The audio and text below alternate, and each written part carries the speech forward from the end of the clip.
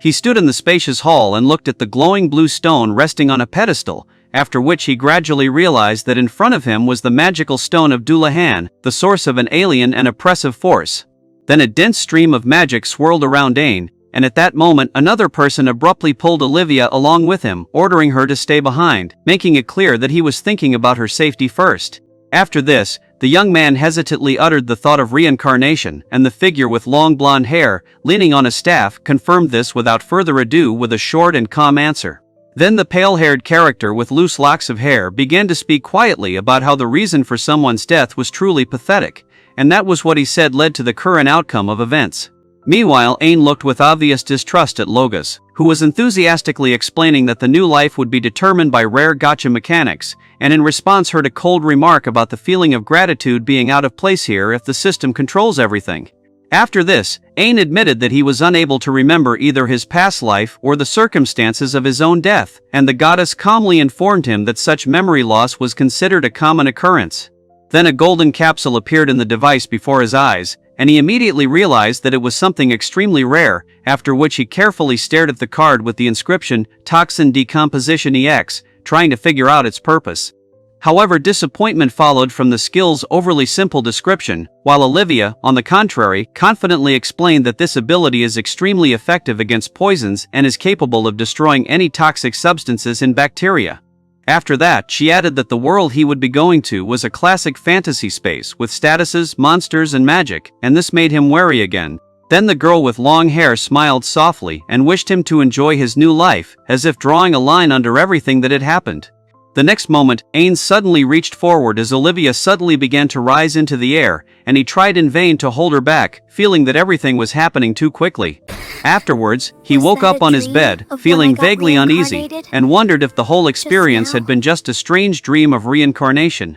Then a sharp pain pierced his head, he squeezed his temples and realized that things were bad, and then the realization surfaced that 5 years had already passed since that moment, which made the pain only worse.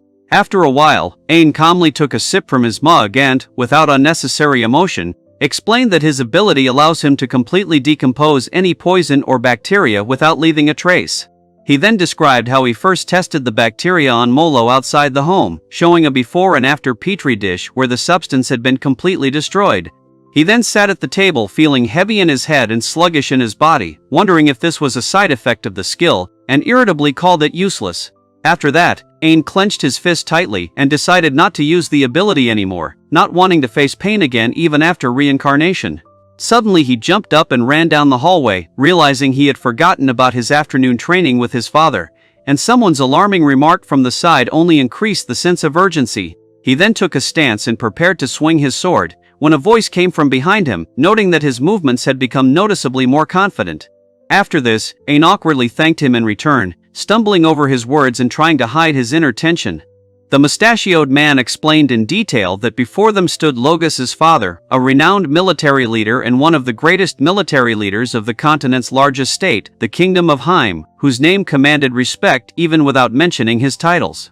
The narrative then went on to clarify that the Roundheart family controlled the lands around the largest port city near the capital, and also had significant influence on the political life of the very center of the kingdom.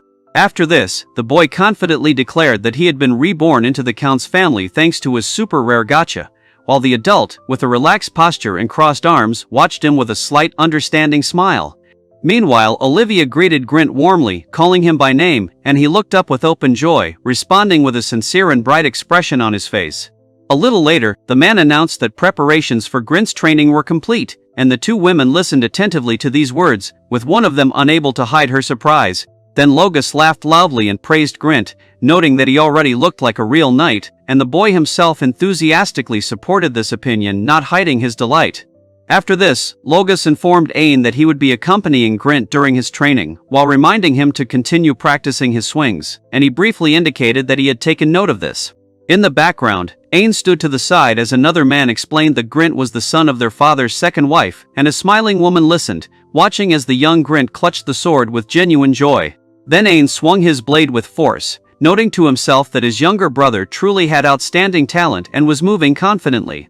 After that he stood still to the side, unmoving, while the story explained that his older brother only had a simple skill called Toxin Decomposition EX, and the heavy atmosphere only emphasized his internal confusion about what was happening. Grint was then introduced as the possessor of the rare Holy Knight skill, which was considered of exceptional value and was mentioned only in a few chronicles of the kingdom. Then he waved the weapon again, thinking that his father was not a bad man, but at the same time it became increasingly clear that Grint looked like a much more promising heir. After that, Ain had a hard time containing his irritation, putting all his strength into every swing of his sword and continuing to move with stubborn concentration. Then he looked closely at the knight's armor, holding the weapon in his hand and from time to time throwing quick appraising glances, as if mentally planning his next step. At that moment, the armored warrior calmly informed the young master that his body was like iron, and at that age it was still impossible to strike. Then Ain silently admitted to himself that such a thing was indeed unattainable, but that was precisely what made the attempt so important to him. The next second he lunged forward, shouting that if he could reach his target, his father would finally acknowledge him, and with fierce determination he rushed towards the massive armored figure. After that, his sword came down hard on the knight, but almost immediately a sharp pain followed, and he recoiled, clutching his hand, while the guard standing nearby only reminded him that the warning had already sounded. Later, Ain stood alone on the roof, looking at his trembling palm and clearly realizing that he would not let the difference between them break him. Then there was a loud bang, and at that moment the desire to surprise his father and mother Camilla flashed through his thoughts, no matter what the cost. Ain sat at the table by the window, surrounded by stacks of books, with stubborn concentration, mentally repeating that he had to work harder than anyone else if he wanted to close the gap between himself and everyone else. Then time passed unnoticed. The papers on the workstation gradually disappeared one after another, until the elderly man in glasses announced that dinner would soon be served, and the young man calmly made it clear that he had heard. After this, Ain, drowning in a veritable mountain of volumes, awkwardly admitted that he had become too engrossed in his studies, while the stern man next to him merely dryly pointed out the number of books with his gaze.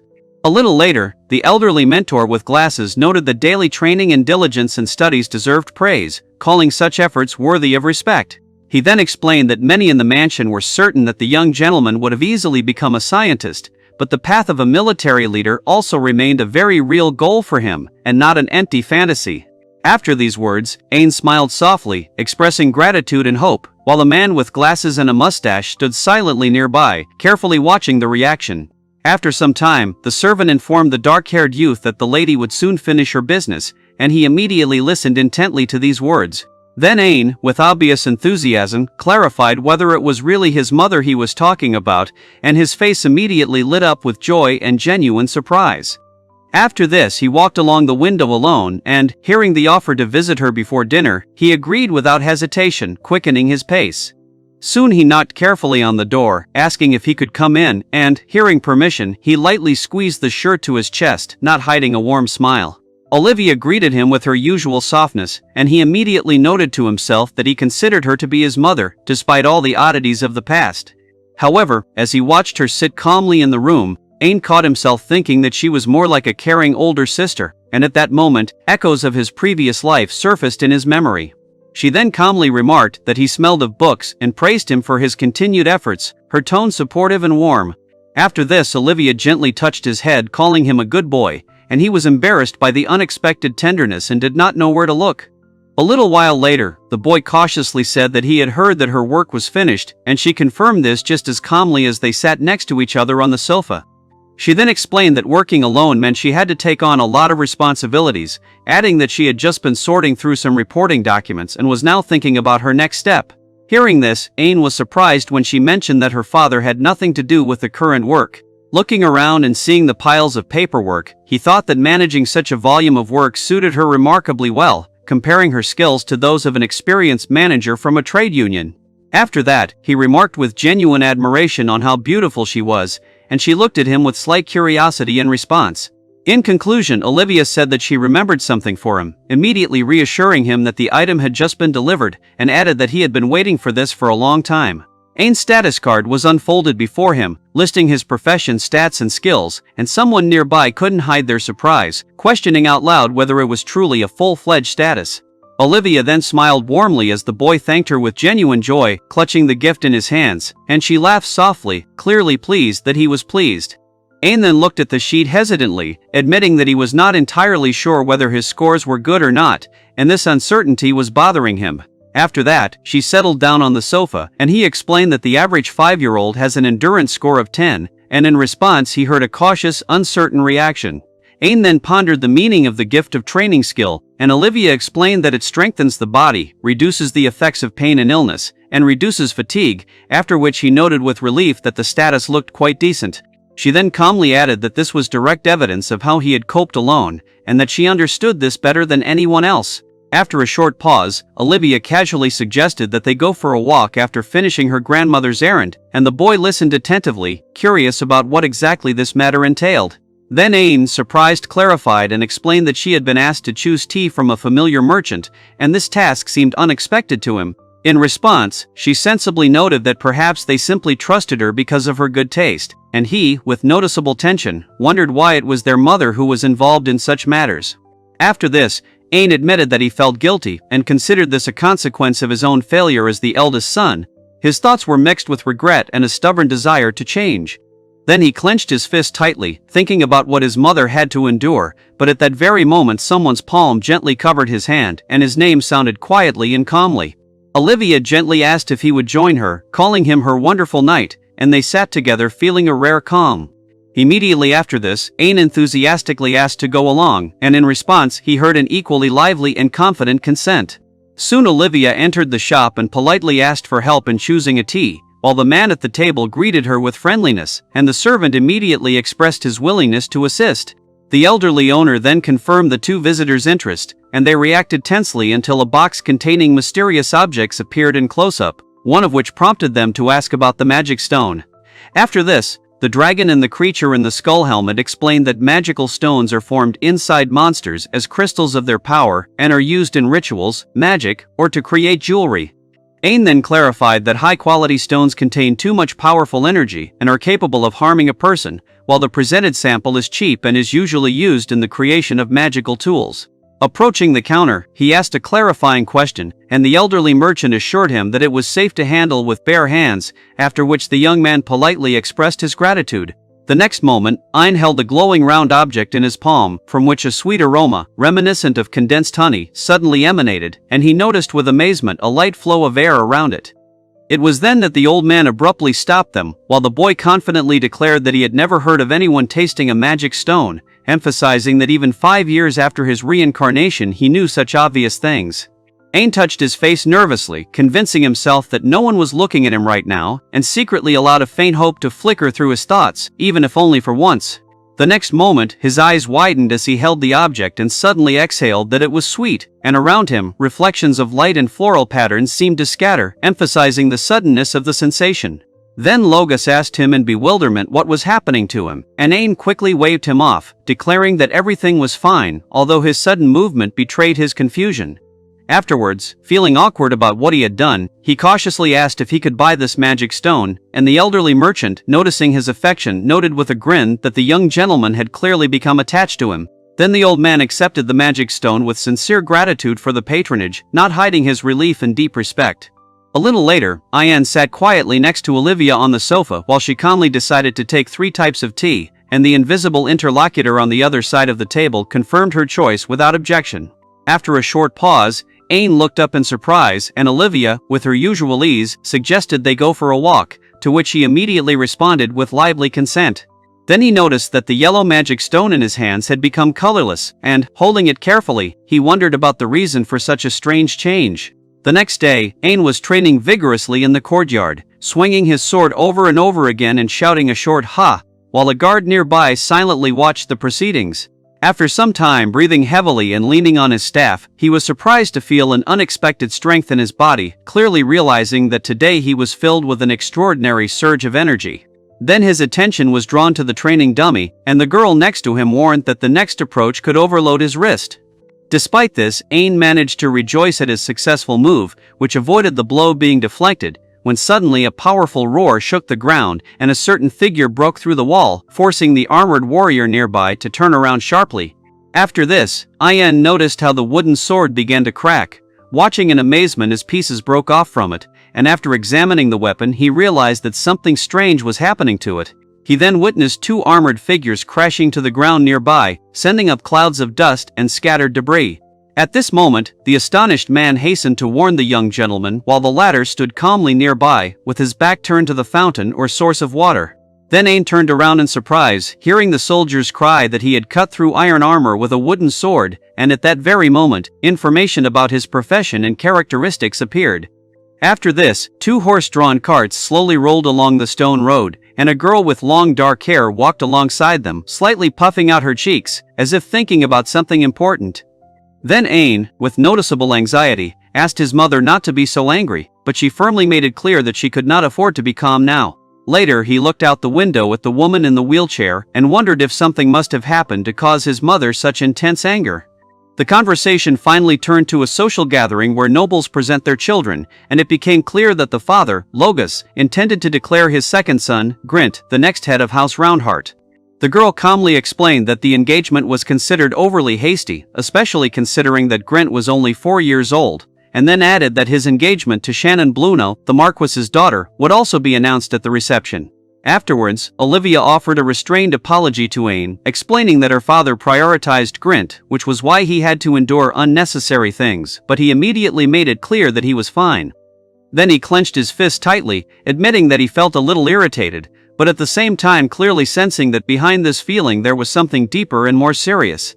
She looked quietly worried, thinking that what was bothering her most was not the situation itself, but the sad expression on her mother's face.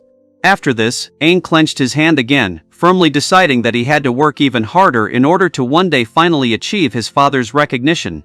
Soon his thoughts returned to that day he never knew the full truth about, remembering how everyone around him was talking about the wear and tear of the metal while his gaze was fixed on the damaged figure lying on the ground. He then stepped off the carriage when Olivia announced that they had arrived, and at that moment, a memory surfaced of how it all started right after he licked the magic stone. A little later, the carriage stopped at the gate of a majestic mansion. A man and a woman stood nearby, while another woman with a child nearby looked with admiration at the huge, luxurious building. After this, Olivia turned to An, explaining that in front of them was the residence of the only Archduke of the Kingdom of Heim, and he listened silently, remembering every detail. The man then confidently ordered that the two of them would first head to the main hall of the mansion to greet Grint's fiancée, Lady Shannon, and her family. Olivia agreed without hesitation and asked Ain to follow her, while Logos remained behind, and Ain himself responded with a short and firm consent. After this, Logos remarked that the Marquis of Blueno must have already been expecting their arrival, and the girl next to him calmly confirmed that he was right. Olivia then asked anxiously what it meant that Ain was not allowed to attend the reception, while in the background, people entered the spacious hall one by one. In response, the woman apologized to the stern man, explaining that each family could only bring one child, and the Roundheart house was already represented by Grint, hinting at an error in the invitation. After this, Logos sternly stated that Ain could not attend the celebration, and Olivia nervously objected that they could not afford such a decision. Then Ain noted to himself that it must have been Camilla's mother's intervention that had ensured Grint's participation today. Logos then began to apologize profusely while a woman in a dress stood nearby, and Ain noticed that even the employee looked embarrassed, deciding for himself that his interest in the reception was already low.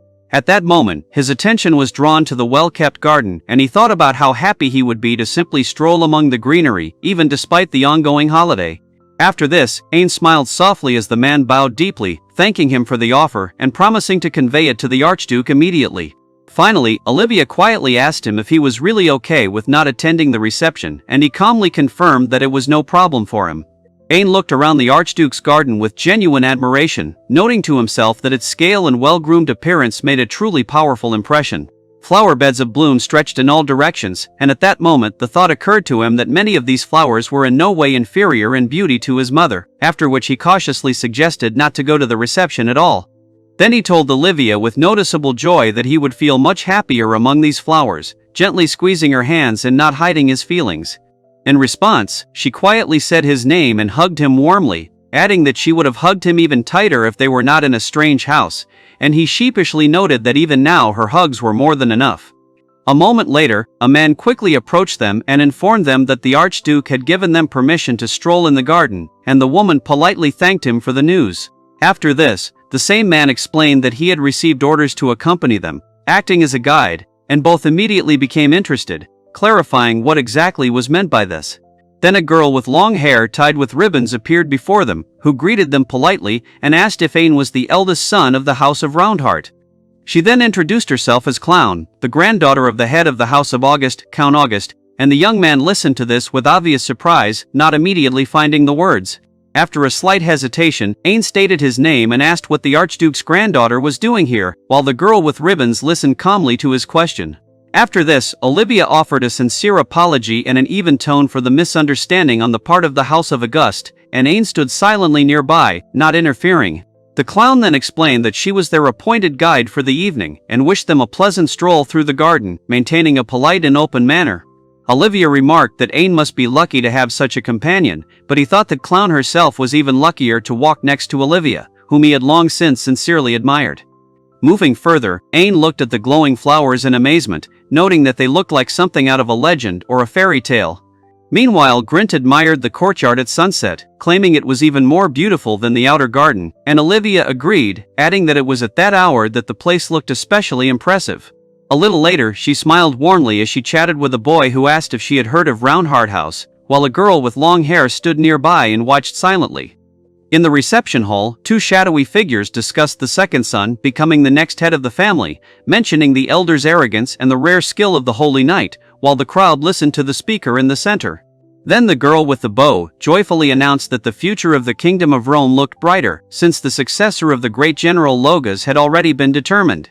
Afterwards, Olivia calmly told Ain that rumors shouldn't be taken unconditionally as they stood by the balcony surrounded by flowers. She smiled softly, thinking to herself that he was the most well-mannered and noble man she had met that day. In conclusion, Ain complimented Clown, calling her beautiful, and she blushed visibly, reacting with genuine surprise. Ain stood there, wary and slightly awkward, as the boy next to him pointed to the shining blue flowers with genuine joy and enthusiastically shared his admiration. Then the girl explained haltingly that in front of them was a blue fire rose, a rare variety that could glow on its own without an external source of magic. After this, Olivia calmly added that growing such flowers is extremely difficult, as it requires a perfect balance of water, soil, and air. And Ain silently agreed, hearing then a request to be more careful. She then went on to say that the thorns of this rose contained a deadly poison, enough to kill 1,000 people.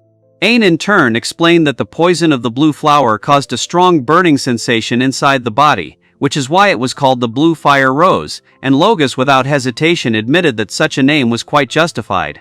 Olivia then said that under certain conditions, the flower could turn into an elegant gemstone, and Ain immediately asked if they were talking about combining it with something to create an artificial decoration. She then explained that the flower's poison could crystallize a certain substance, and Grint added that when the poison was completely extracted, the rose itself became a jewel. The narrative specified that such a stone was called the star crystal, the most beautiful of all known, with a blue flame reminiscent of the night sky and shimmering inclusions like stars. After this, Olivia quietly folded her hands and noted that this was a priceless rarity, since only 2 such copies existed in the Kingdom of Heim. She then explained that the process of completely extracting the poison was extremely difficult and expensive, and Ain wondered how it was even possible to have 2 such roses, given their rarity. Olivia added in a calm voice that this would require a sum equal to half the annual taxes of their territory, and Ain could not hide his shock at what he heard. After that, he listened with anxiety to the explanation of his toxin decomposition EX skill, which could destroy any poison or bacteria, while simultaneously wishing that it wouldn't be accompanied by a headache and loss of strength. Then Ain, hesitantly, but still made up his mind and asked Clown if she would like to see the star crystal, and she admitted that she had long dreamed of this. He carefully reached out his hand towards the glowing rose, realizing something important, but at that very moment 2 people nearby hastily called out to him, demanding that he stop immediately. The next moment he felt the refreshing effect of the poison being cleared, likening the feeling to a sip of mint soda, and was surprised why the usual effects did not occur this time. Then Olivia, with obvious concern, asked him not to throw anything away, and Ain froze, surprised and not fully understanding her words. After that, he confidently squeezed the glowing rose, mentally repeating that he was capable of handling it, and remembered the goddess's words that his skill was especially strong against poisons. Then Ain and Olivia found themselves face to face with Logas, illuminated by a bright light, and at that moment she dropped something in shock, realizing the seriousness of what was happening. Ain carefully held the shining flower in his hands, clearly understanding that it was a star crystal, and a quiet smile filled with surprise and satisfaction appeared on his face. In conclusion, he himself said in amazement that even with such skill, he had acted too rashly and had never heard of anyone doing something like that, while Logus dropped to one knee, apologizing for the fright and explaining that it was a consequence of his ability. The girl, with noticeable excitement, held out a sparkling rose, saying that she had brought exactly what he had dreamed of, and at the same time respectfully addressed the clown, trying to hide the trembling in her voice. Then Ain dropped to one knee and offered the gift with a hopeful expression on his face, while Olivia looked at him in confusion, awkwardly clutching the hem of her dress and not immediately finding the words to respond to his request to accept it. The next moment he was overcome with embarrassment, and he was afraid that they might laugh at her, realizing how pretentious the phrase was, born under the influence of the fairy tale atmosphere of the garden. He then hesitantly asked if he was really giving it to her, after which he smiled softly and admitted that it would be hard for him if she refused. Olivia responded with a warm smile among the roses, carefully extending her hands and wordlessly accepting something truly important to them both. After this, the boy politely asked Clown for permission to take another flower for his mother, and she, surprised, nevertheless agreed without hesitation. He then presented the gift to the woman, asking her to accept his feelings, and she blushed, while the other girl looked at Ain with admiration, amazed at how quickly he was able to create such a valuable thing. A little later, Olivia apologized for having to give a speech, admitting that she would have liked to talk longer, but Ain and the boy assured her that they were already happy thanks to the time spent with her. Ain then sincerely thanked Clown for this day, addressing her politely and accompanying his words with a soft smile. After this, Olivia firmly told him not to speak politely to her anymore, warning him that she would be angry if he continued, and asked him directly if he understood her. Ain smiled awkwardly and admitted that he understood, and Clown laughed quietly in response, relieving the tension of the moment. Meanwhile, Olivia watched silently as the boy noted that his father was late, even though the other guests had already left and they were standing in the hallway among people in formal attire. The woman then asked the maid if she had seen her husband, Earl Roundheart, and was told that he had left early for a night reception.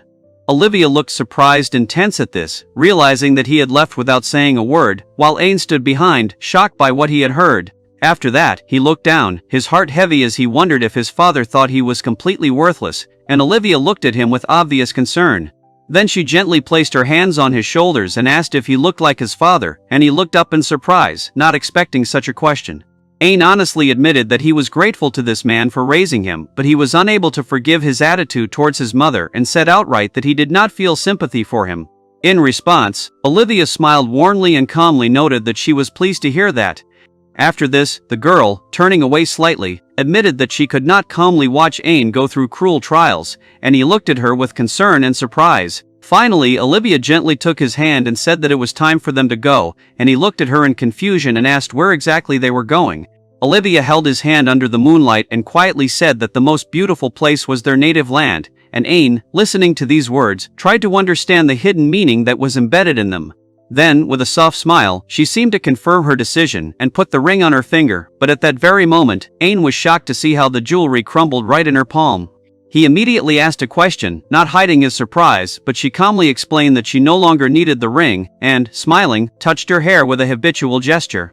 After this, Olivia, with a calm and even expression on her face, said that she was returning home and asked that a carriage be sent for her immediately. She then suggested that Ain go back to the port city, and he, with slight nervousness but without objection, agreed. He remarked that he was glad that they would have time to return to the mansion before the date changed, and she listened to him with a quiet, encouraging smile. After some time, the boy asked why the carriage was not stopping, and the woman gently asked him to wait a little longer, after which the silence was suddenly broken by a loud scream. Ain leaned out of the carriage window, wondering why the city was so noisy late at night, and at that moment, an anxious question about what was happening came from inside.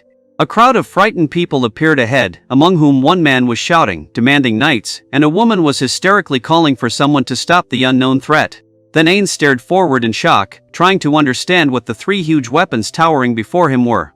The next moment, a gigantic warship approached the shore, raising a powerful splash of water, and the assembled people froze, seized with amazement. Ain was stunned to realize that the ship's length could be over 200 meters, while Olivia calmly suggested going down without panicking. He squeezed her hand tighter and, turning around, looked at her with fear, silently asking about what was happening. There were gasps of shock all around, some shouting the names of Lady Roundheart and Olivia, while the dark-haired woman in the crowd remained remarkably calm.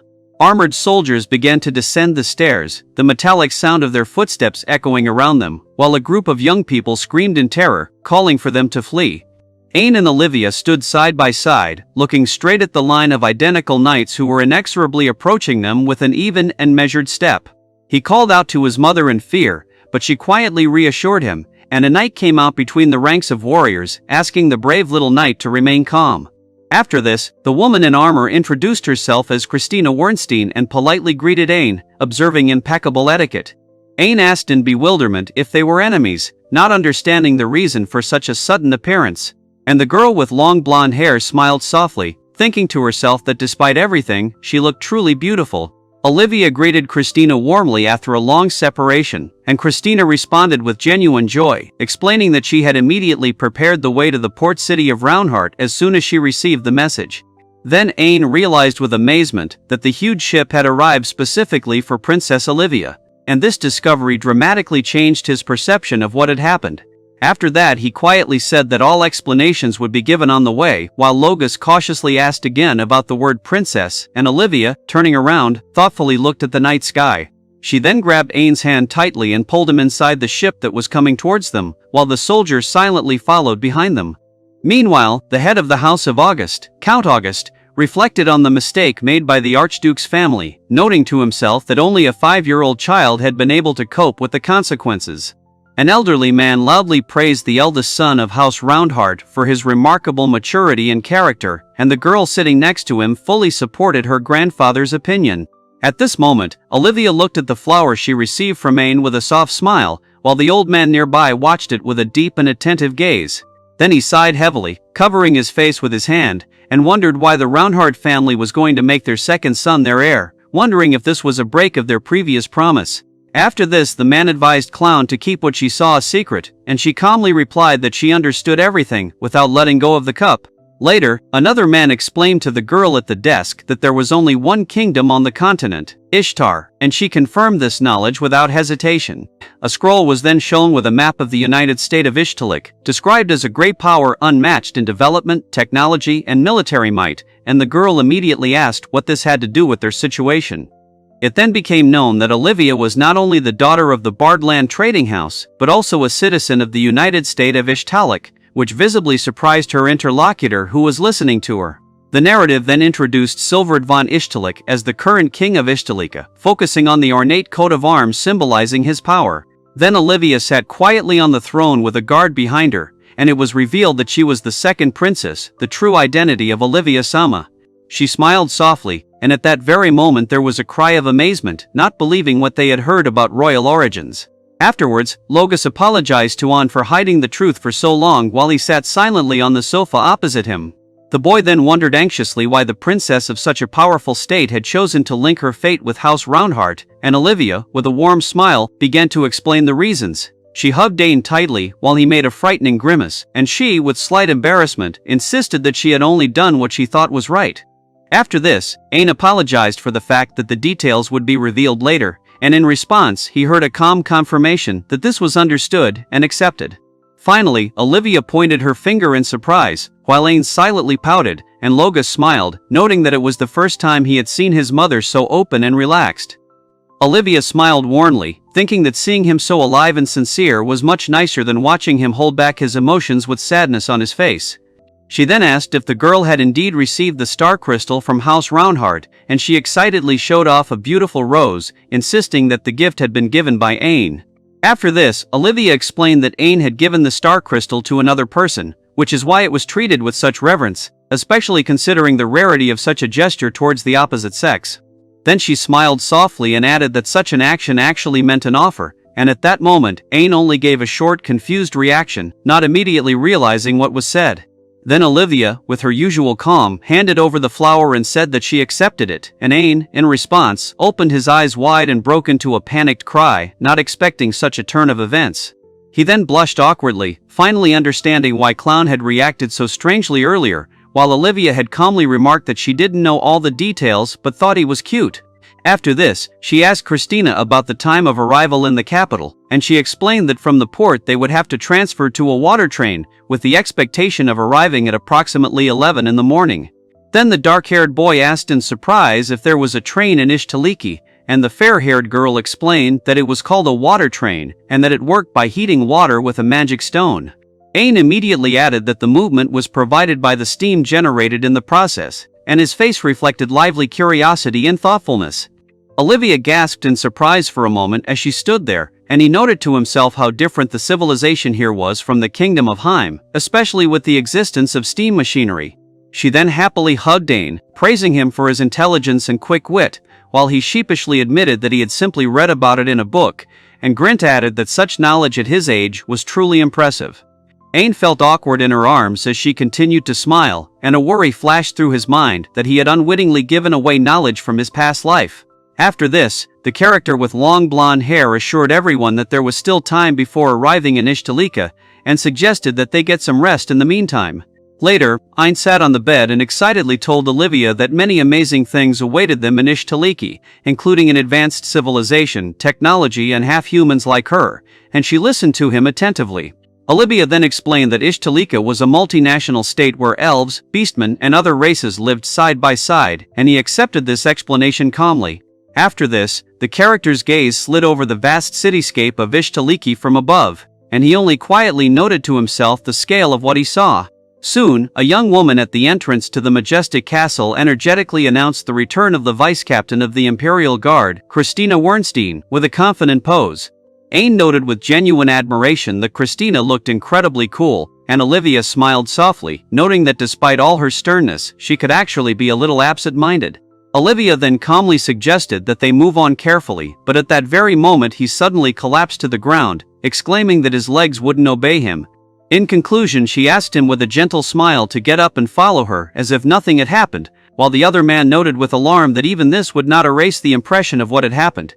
Olivia calmly asked Christina what exactly she had told her father about her return, and she was visibly surprised by the question, while a blond man stood silently nearby, watching the conversation.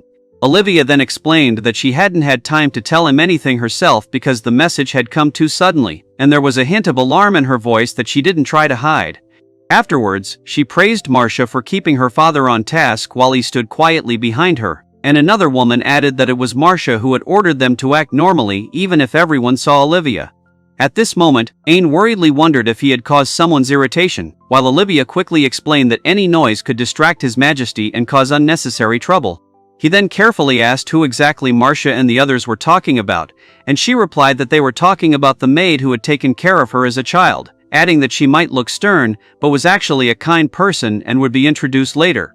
After these words, Ain looked up in surprise at Marche-san, who stood with his hands on his hips and exuded confidence and determination, as if he was prepared for any development. A little later, Olivia reported that His Majesty was currently in the conference room, and the woman next to him thoughtfully asked if he was busy with work while everyone stood in front of the massive closed doors. Then the girl with long dark hair suggested not to disturb him during the meeting, and the dark-haired boy supported this idea, deciding that it would be better to postpone the greeting until the exit and then prepare for departure. However, a moment later, Olivia announced her return home with unexpected cheerfulness, and a girl nearby, her eyes wide, cried out, addressing her as her mother and throwing up her hands in amazement. Ain swallowed hard, realizing who this person was, while a woman in a dress rushed down the stairs and an elderly man with a beard read a scroll with an extremely serious look. He then looked up in awe at the imposing figure who introduced himself as the king of Ishtaliki, emphasizing his majesty and power by his mere presence. Ain stood awkwardly next to Olivia, who maintained a calm smile as they stood together before the king in the spacious hall filled with solemn silence. The elderly bearded man radiated such a powerful pressure that he was perceived without words as the ruler of a great state, and the dark-haired boy swallowed nervously again, feeling the difference in position. After this, the man in royal robes asked why his daughter was here when she had been sent abroad for marriage, demanding to know what was happening, while the woman and child stood silently nearby. At that moment, Ain felt his hand tremble and admitted to himself that his voice might break due to the excitement that had overwhelmed him. Having collected himself, he introduced himself haltingly, giving his first and former last name, while Olivia stood serenely nearby and supported him with a soft smile. The older man with the beard nodded, indicating that he recognized Olivia and was fully aware of who she was. The king then introduced himself as Silverd von Ishtalika and revealed to the boy that he was his grandfather, which sounded calm but had a stunning effect. After this, the armored man and the cloaked figure addressed Ain with respect, explaining that His Majesty and they had long been waiting for the opportunity to meet him.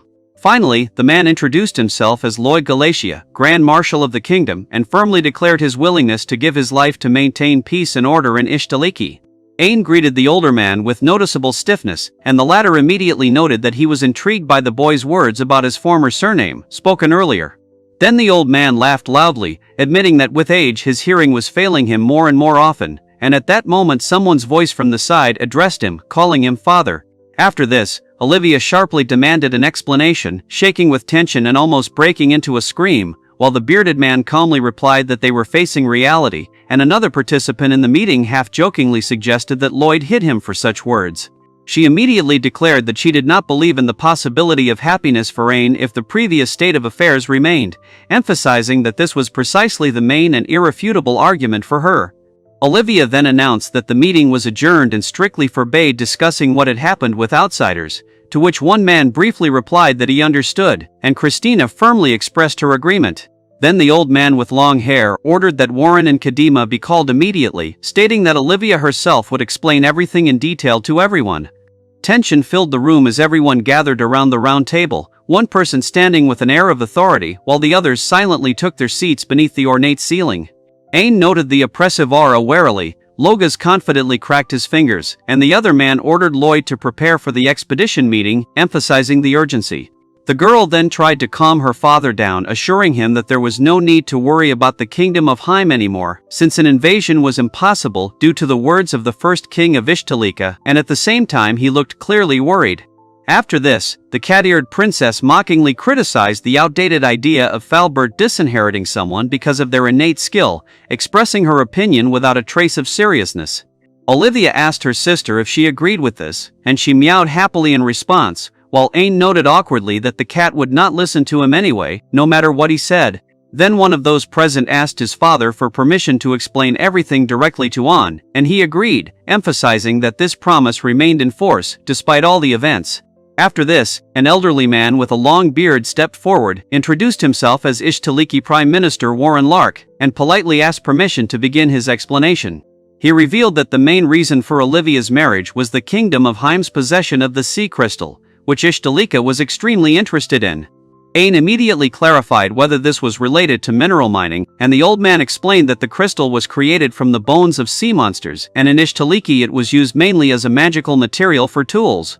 After hearing this, Ain noted to himself that he had only seen a few magical instruments in Qaim and had always considered them ordinary, without thinking about their origin.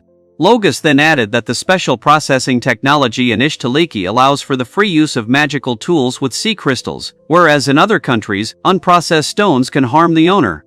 Ain listened intently as the hooded figure explained that local reserves of sea crystals were depleted, and so Ishtaliki was forced to request them from other nations to create new tools.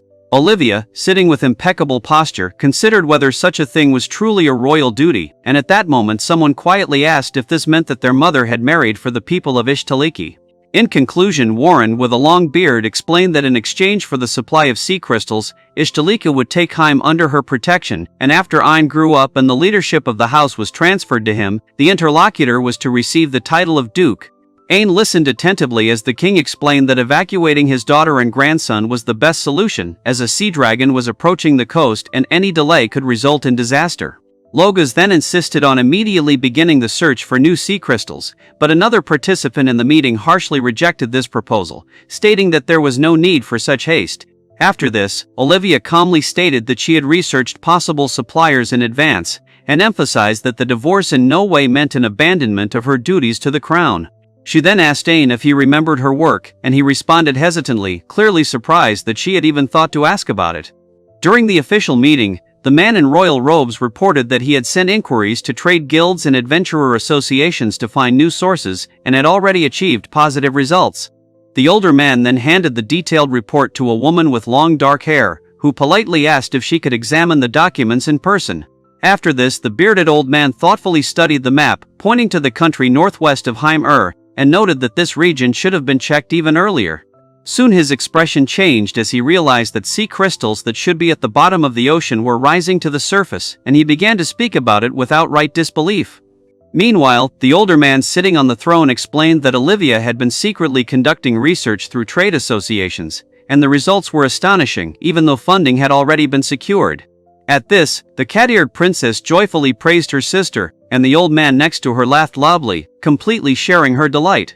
At that moment, Ain thought that only he truly knew how much time and effort his mother had put into this work, while she listened to it all silently, maintaining a soft expression on her face. She performed her duties as the count's wife flawlessly, earning the respect of the people to such an extent that they often called her a saint.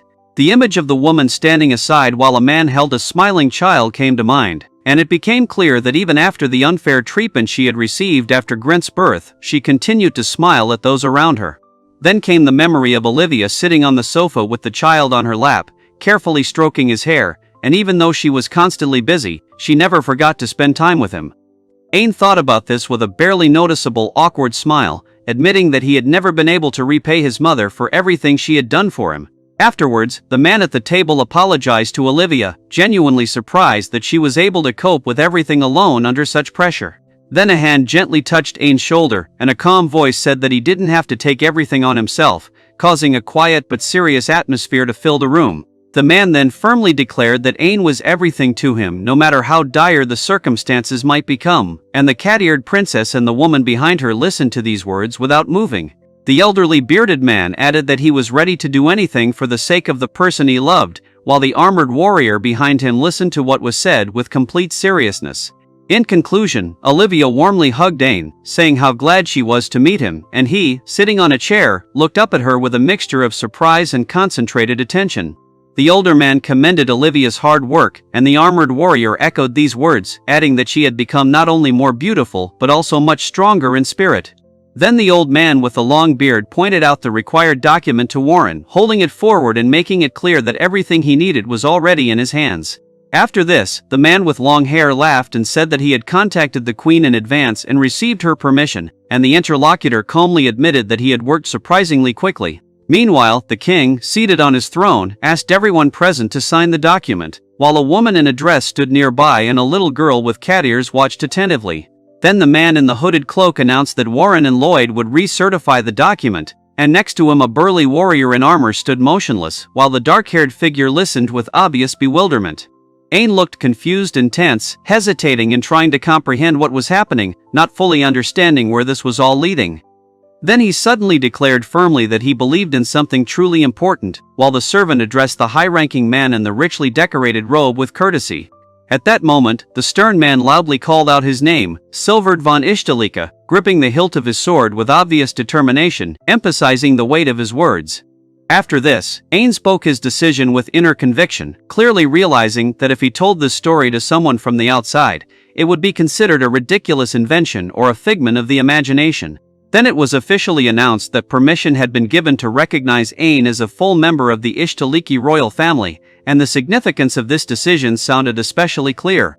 At that moment, the past came flooding back to him, his birth as a count in a small country, years of hard work and the feeling of being stubbornly ignored, and the image of a child pushed aside, deprived of the right to inheritance, echoed painfully within him. The room then erupted in a tumultuous reaction as the long-haired man loudly called out Ain von Ishtalik's name, and those around him responded with a mixture of surprise, calm acceptance, and firm determination.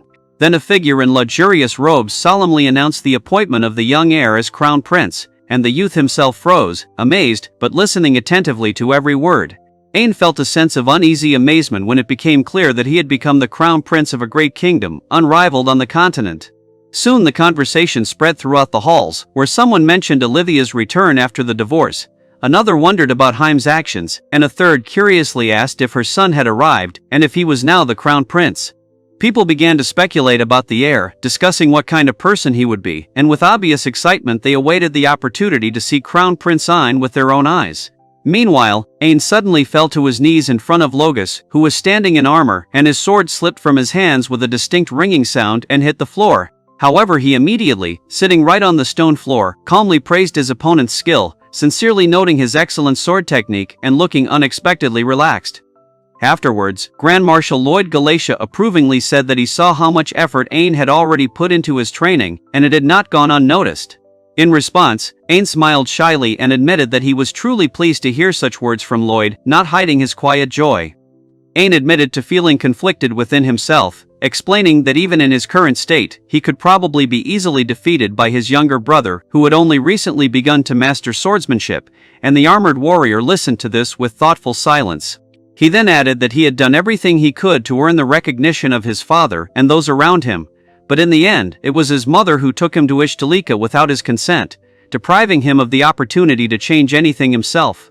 Afterwards, Ain, left in the fresh air, quietly wondered if people could really accept someone like him as the crown prince, and doubt and vulnerability were clearly felt in those words. The dark-haired youth continued, bitterly noting his lack of truly outstanding skills, while his armored companion maintained a serious expression and did not interrupt. Logus then asked him to stop, noticing the torn clothes, and Ain wondered in confusion when this had happened, while Logus opened a box containing some items. At that moment, Ain anxiously asked Lloyd what he was going to do, and the elderly warrior decisively threw off his cloak, as if preparing for something important. After this, Ain stood firmly in front of the towering armored figure, around which several glowing fists appeared, radiating power and readiness for battle. Then he noticed with amazement how the torn area on his shirt began to instantly heal, and the fabric twisted and restored itself right before his eyes. Then a confident voice announced that the innate skill was sewing, and Ain couldn't help but be amazed, thinking that such a skill was not at all like what was expected of a warrior. The armored man admitted that he had been embarrassed for a long time by such a gift, but emphasized that, despite this, he had made every effort and ultimately achieved the post of Grand Marshal, and the young man listened without interrupting. He then noted that no matter how outstanding his innate skill, without constant work on himself he would never have been able to achieve what he had just demonstrated. After this, the elder firmly placed his hands on Ain's shoulders and said that it is effort that is the true treasure that can lead a person through any difficulties. A little later, the bearded man confidently added that if Ain continued to work with the same persistence, all his fears would soon prove to be in vain. At that moment, a loud and strange sound, similar to a drawn-out Nyan Nyan Nyan, was heard near the wall, causing Ain to become wary. Then he suddenly appeared next to him, startling the boy who screamed in surprise, while the cheerful girl with cat ears happily called out Ain's name. After this, Ain suddenly jumped up, informing Lloyd that he was borrowing him for a minute, and he reacted with surprise, while the third man respectfully addressed him using a title. Soon, in a cluttered room littered with books and papers, Ain asked in bewilderment why Kadima-san was literally kidnapping him, and in response he heard a calm and short explanation. Then the girl with cat ears explained that she was checking what Olivia had asked her to do, and the dark-haired young man, with genuine admiration, called this explanation excellent. After that, Ayan and the cat girl chatted casually until Olivia brought tea and smiled at how well they got along, and he added that Kadima was easy to talk to, since she was a cat after all. Finally, Logus asked Ain to show him his status card, and he agreed without objection, holding it in his hands and preparing to reveal yet another truth about himself. Logus carefully studied the document and noticed that such indicators could in no way be considered grounds for exclusion from inheritance, which caused Ain to look up in surprise and immediately ask if this was really so. Afterwards, Ain noticed that his status had risen and wondered about the absorb skill, while the little girl with cat ears confirmed without hesitation that he definitely had this skill. She then confidently explained that the Dryad's racial trait served as direct proof that he was Olivia's son, leaving no room for doubt. Ain was stunned and quickly asked if he really was a Dryad, to which the cat girl laughed and admitted that she was hearing such a thing for the first time, adding that in time he might begin to put down roots like Olivia. The older man then explained that the Ishtaliki royal family had long included representatives of different races, citing the Kate Sith and the Dryad as examples, and also clarified that the descendants inherit the traits of an ancient ancestor. After this, Ain noted with an awkward smile that even the gotcha system is present in the royal line's descendants, and this amazes him on several levels. Logus then asked if his status had improved compared to before, and Ain honestly admitted that his daily training had raised his stats significantly above his usual level. Then the fair-haired character, with a calm expression on his face, confirmed this and confidently offered a possible explanation for what was happening. At that moment, Ain realized with amazement that he had been absorbing magical energy from the magic stones all this time. After this, the girl explained that monsters are able to strengthen themselves by eating magic stones, while people cannot do this due to the poison they contain, and Ain anxiously asked why she came to this conclusion. The cat girl then made a hypothesis related to the toxin decomposition EX skill, and the woman behind her listened attentively, pondering what was said. Ain sat silently on the bed as Olivia and the cat girl looked at him intently, and after asking them for their opinion, he left them speechless for a moment. He then recalled how the merchant had brought the magic stone to Roundheart Manor, and said that the sweet smell had made him lick the stone without thinking, while Logus listened with obvious alarm. After this, Ain noted that the stone was cheap and could hardly have caused a sharp increase in characteristics, adding that he did not remember absorbing any other one, answering a question from the outside. Olivia then calmly suggested that Ain had absorbed the magic stone inside her, which caused a violent reaction among the audience. Ain quickly began to deny such a thought, pointing his hand, but someone's voice from the side confirmed that there really was a magic stone inside Christina. After that, the girl explained that she was an elf and that every demi-human had a magic stone in their body, which made Ain wonder if this meant that he had something similar too. She remembered how on the way to the capital she felt a sudden weakness and was unable to use her power, and the others listened carefully, relating this to what was happening. Logus pointed out with a serious expression that the fall at the gate was not due to clumsiness at all, while Ain immediately objected, assuring that he was not like that at all. In conclusion, Ain asked anxiously what would happen to the magic stone and whether it would threaten Christina's life, and she calmly listened from the side without interfering, allowing him to finish. Ain confidently assured her that she was in no danger until she was completely sucked out, after which he noted that they had dragged out the discussions too long and suggested conducting an experiment to test his hypothesis in practice. Then 2 boxes of magic stones appeared in front of him, and someone's voice suggested absorbing them all, which made Ain involuntarily think that the volume looked frighteningly large. After this, Ain and Olivia sat down opposite each other and moved on to discussing prices, where she calmly explained that small stones cost 5,000 gold, while large, high-quality ones reached 90,000. Hearing this, Ain swallowed hard and decided to start with the cheap option, while there was a chest filled with neatly wrapped items nearby. The cat girl smiled softly, noticing that he had dealt with the first box quite quickly, and he looked up at her and quietly confirmed that this was true. Olivia then noticed that the magic stone was gradually losing its color, and the cat girl nodded, indicating that everything was going as expected. Ain then thoughtfully wondered what a high-grade E-rank stone might taste like while holding food in his hand, and someone jokingly suggested trying it next, adding a playful meow. The next moment, he was pulled to the side and groaned in pain, causing the long-haired girl and the cat girl to simultaneously ask worriedly if he was okay. Having come to his senses, Ain declared that he did not like the taste of the nut snack at all, and Olivia was surprised to note that for a dryad this sounded strange, since the product was of wood origin. After that, Ain stopped near the sofa while Olivia and Clown settled down on it, and Clown calmly explained that he could not absorb skills and power infinitely without any restrictions. Then the clown, with a satisfied expression on her face, confidently declared that she would now lay everything out on the shelves so that it would become easy and understandable. She explained that each type of magic stone had its own stat increase limit, and the higher the quality of the stone, the greater the increase it provided. Ain laughed quietly as he sat at the table, noting that it couldn't be that simple, and the cat girl replied that even so, it already made him too inhuman.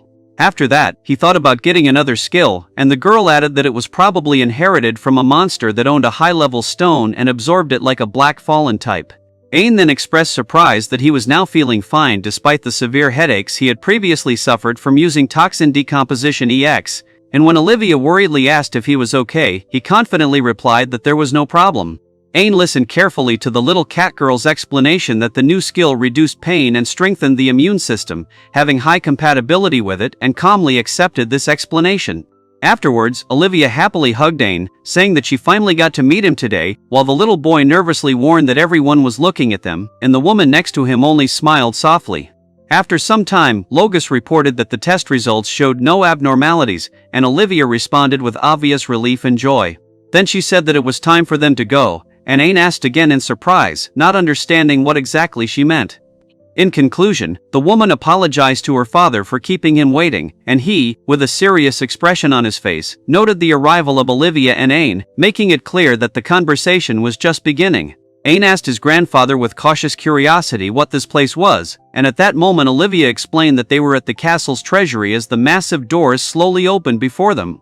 As he walked along the majestic corridor, he wondered why they had to go here, and the dull rumble of their footsteps echoed off the walls, between which heaps of countless riches were already visible.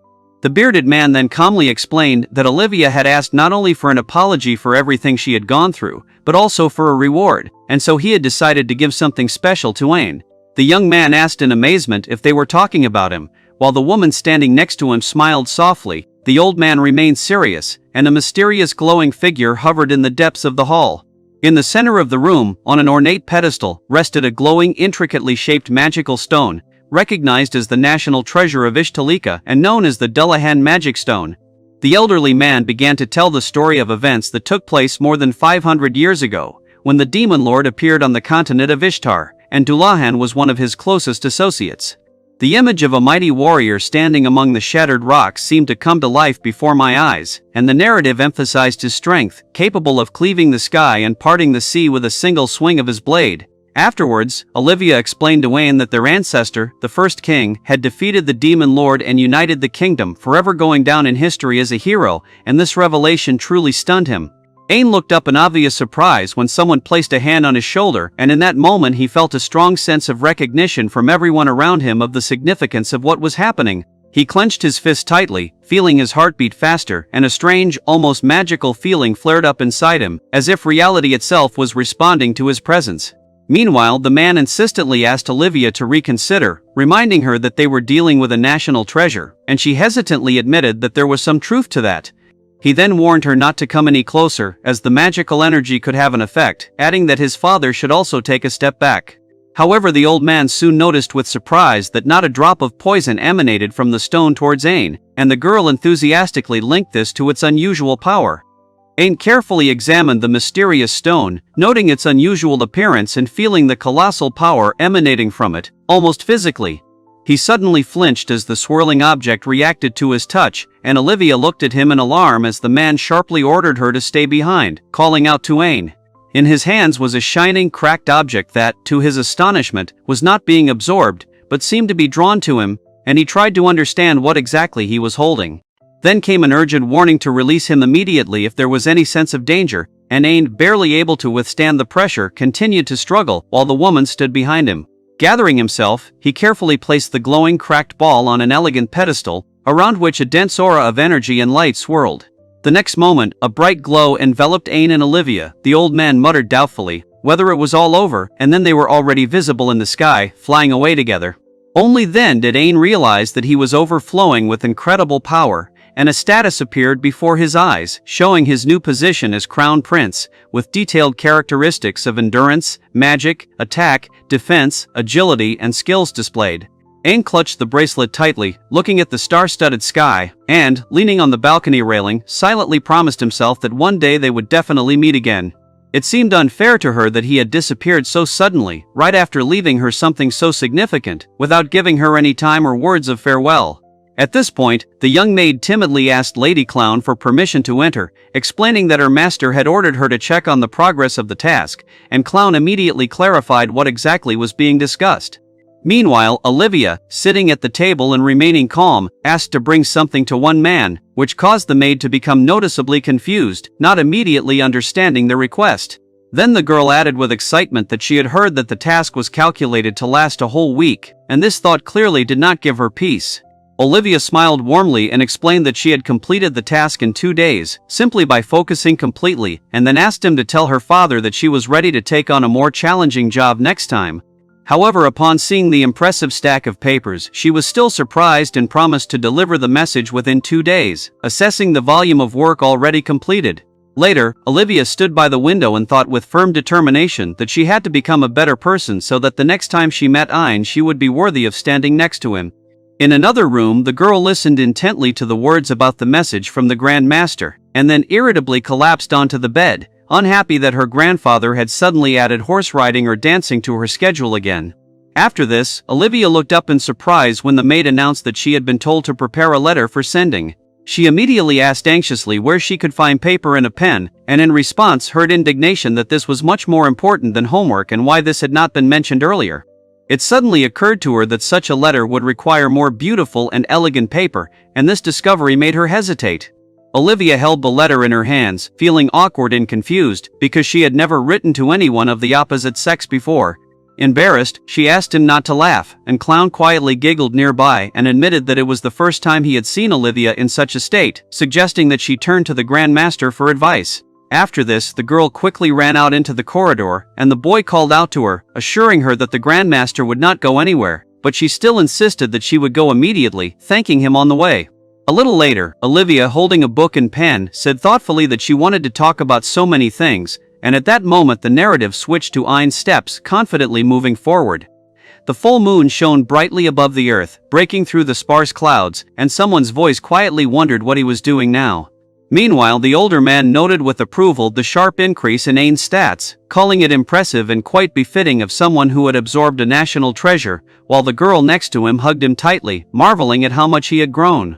Logus then reminded Ain not to get too cocky about numbers alone and to remember that such power required a proper foundation, and Ain calmly made it clear that he understood this. Finally, Ain reacted with surprise when the old man with the crown declared that everything had gone exactly as Olivia had planned, and she stood next to him with a quiet, confident calm.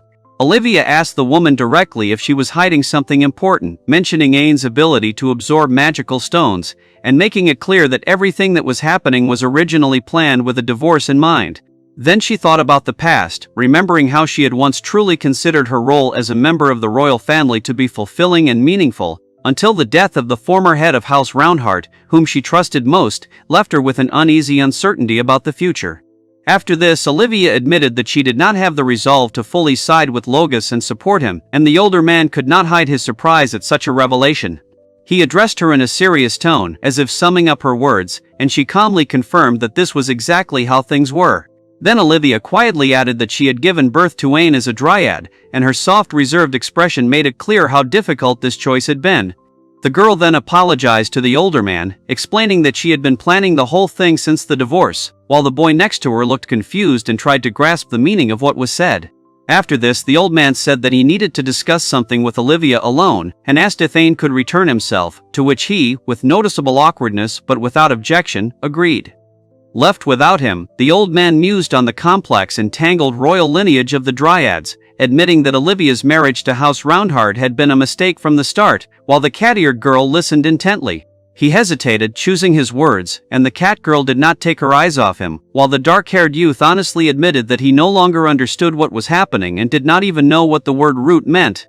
Here the clown cheerfully, and without embarrassment, explained the meaning of the expression, causing the old man to react with fear, which immediately turned to laughter. After this, the girl politely asked if it would be possible to at least soften the wording, and the man, on the contrary, agreed that the general meaning was approximately that.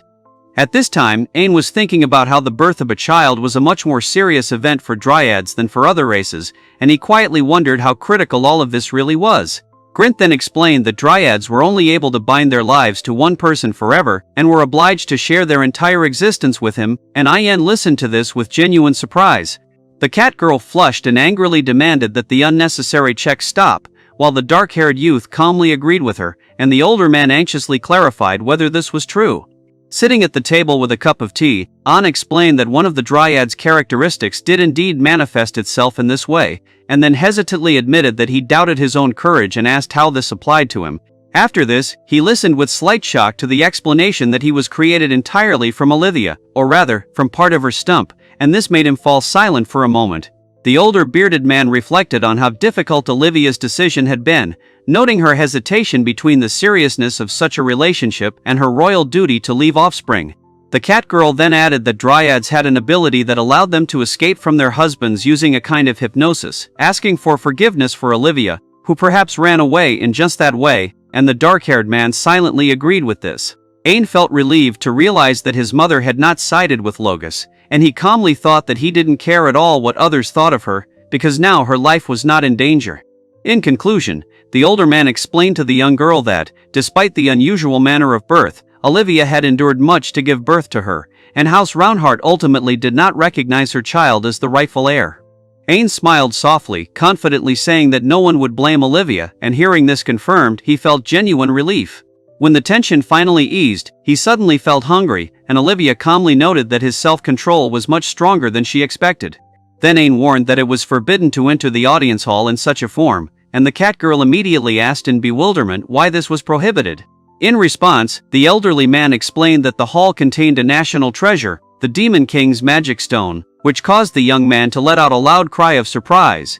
After that, Ain anxiously asked if this was the same demon king that the first king had defeated, and the old man calmly confirmed it, while the cat girl confidently settled down between them. Olivia immediately added that if he felt hungry he could involuntarily absorb the nearby magic stones, as had already happened with Christina, so he should not go there under any circumstances.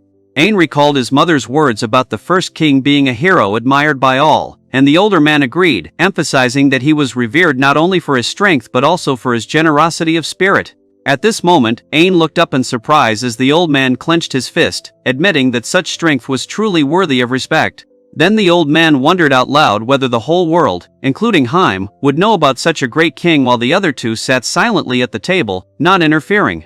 Then the old man with a long beard confidently declared that the glory of Haim and his heroes would be heard of in any country without exception.